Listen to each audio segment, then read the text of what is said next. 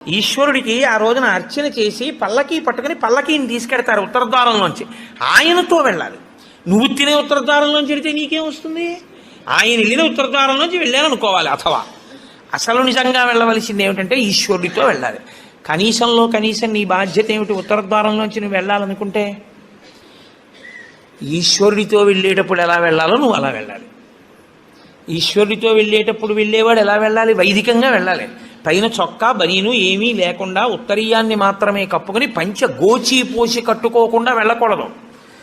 గోచీ పోసి కుర్చీళ్ళు పెట్టుకుని వెనక్కి దోపుకోకుండా వెడితే మహాపాపం. వేదం పటలపన్నం చెప్తోంది. కాబట్టి కుర్చీళ్ళు పెట్టి గోచీ పోసి వెనక దోపి అన్నీ విప్పి ఉత్తరీయం వేసుకుని ఎవరి సంప్రదాయానుసారం వారు తిలకధారణ చెయ్యాలి.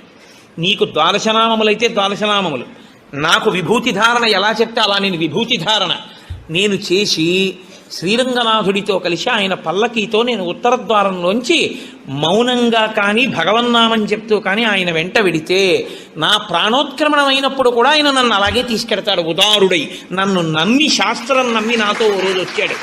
కాబట్టి ఇప్పుడు అలాగే తీసుకెడతానని ఉత్తరద్వారంలోంచి తీసుకెడతాడు. ఇది ఇక ఏమీ చెయ్యలేను, నాకేమీ చేత కాదన్నవాడైనా కనీసం చెయ్యాలి. ఏమీ చేత కాని వాడన్నా చెయ్యాలి. ఈశ్వరాన్ని నాకు ఏం చేతనైనని నేను అన్నీ చేసేస్తానని ఇది మాత్రం మానేస్తాను అన్నవాడన్నా చెయ్యాలి. అందుకే శివాలయంలో ఎందుకు ఉండదో తెలుసా అండి? ఉత్తరద్వారంలోంచి వెళ్ళేది అక్కడికే కాబట్టి ఇంకా మళ్ళీ శివాలయంలో ఉత్తరద్వారం ఎందుకు? అంత శివకేశవ అభేదంగా ఉంటుంది ముక్కోటి ఏకాదశి యథార్థమునకు.